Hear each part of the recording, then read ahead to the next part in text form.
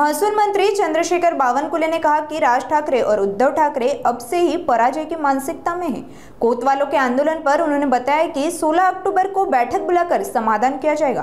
बावनकुले ने कहा कि रेती धोरण से जनता को रेत उपलब्ध कराई जाएगी और सरकार अदालत में अपना पक्ष रखेगी।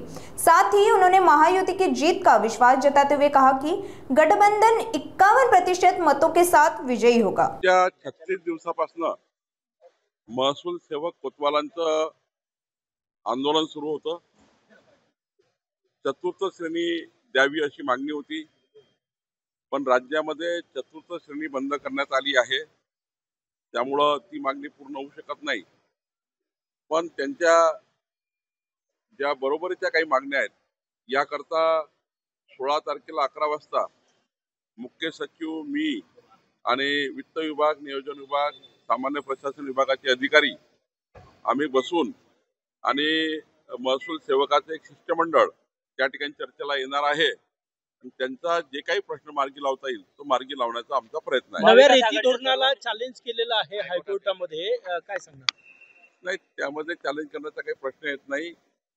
शेवटी आम्ही जे धोरण केलेलं आहे हे लोकांना रेती मिळण्याकरता आहे आणि कुठल्याही परिस्थितीमध्ये 3 महिने रेती बंद होती, कारण एनजीटीचा काय नियम आहे की जुलै, ऑगस्ट, सप्टेंबर 3 महिने आपण कुठलीही रेती स्टॉक करू शकत नाही, रेती उत्खनन करू शकत नाही। त्यामुळे 3 महिने रेती बंद होती। आता आम्हाला मोठ्या प्रमाणावर त्या ठिकाणी 500च्या वर रेती घाट या ठिकाणी लिलाव करण्याची प्रक्रिया करायची आहे। त्यांनी त्यांचं म्हणणं काय, आम्ही त्याचं उत्तर देऊ। कोर्टामध्ये त्यांनी जे काही मांडलं आहे त्याचं उत्तर आम्ही सरकार नक्की देईल। महाविकास आघाडीचे नेते आज निवडणूक आयुक्ताकडे भेट देणार आहेत। महाविकास आघाडीचे नेते आज निवडणूक काँग्रेसने आरोप केलेला की नेहरू स्टेशनला नाव दिलं नाही, भाजपला नेहरूची ॲलर्जी आहे, मेट्रो स्टेशन 3चं नाव सायन्स सेंटर दिलं, फक्त नेहरू दिलं नाही। मला असं वाटतं की सायन्स सेंटर ही नाव हे या ठिकाणी महत्वाचंच आहे। आता नेहरू सेंटर का नाही दिलं, हे का नाही दिलं, त्यापेक्षा सायन्स सेंटर आधुनिक भारताकरता आणि विकसित भारताकरता सायन्स सेंटर ही हे नाव तेवढंच महत्वाचं आहे। नावामध्ये कशाला पडलं पाहिजे? राज ठाकरे, उद्धव ठाकरे आयुक्ताकडे जाणार आहे, निवडणूक आयुक्तांकडे। त्यांचा तो अधिकार आहे, पण आतापासून पराभव झालेल्या मानसिकतेमध्ये आहेत। निवडणूक आयोगाकडे आम्ही गेलो होतो, आम्ही यादीसाठी आक्षेप घेतले होते। आक्षेप तर गावात घ्यायचे आहे, आक्षेप तर वार्डात घ्यायचे आहे, आक्षेप तर बूथवर घ्यायचे आहे। निवडणूक आयोगाकडे जरी तुम्ही अप्लिकेशन केली तर आक्षेप घेण्याची वेळ आहे। त्यामुळे मला असं वाटतं की आक्षेप जरी घेतला तरी अडचण नाही, निवडणूक आयोग आपलं काम करेल, आम्ही आपल्या इमानदारीने काम करू। आम्हाला विश्वास आहे की 51% मतं घेऊन महायुती जिंकेल। एक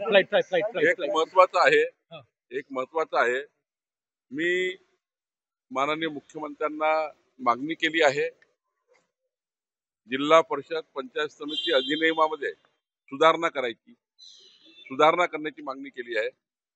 आणि जसं नगरपालिका, महानगरपालिकेमध्ये स्वीकृत सदस्य आहेत, त्याप्रमाणे जिल्हा परिषदमध्ये 5 स्वीकृत सदस्य असले पाहिजे आणि पंचायत समितीला 2 स्वीकृत सदस्य असले पाहिजे, ज्याला आपण कोऑप म्हणतो। तर मी माननीय मुख्यमंत्र्यांना कालच्या बैठकीत मागणी केलेली आहे। मला विश्वास आहे की माननीय मुख्यमंत्री अधिनियमात सुधारणा करून जिल्हा परिषदमध्ये 5 कोऑप स्वीकृत सदस्य आणि पंचायत समित्यामध्ये 2 स्वीकृत सदस्य, ज्याप्रमाणे नगरपालिका आणि महानगरपालिकेत आहे त्याप्रमाणे माझी मागणी ते मान्य करतील असा मला विश्वास आहे।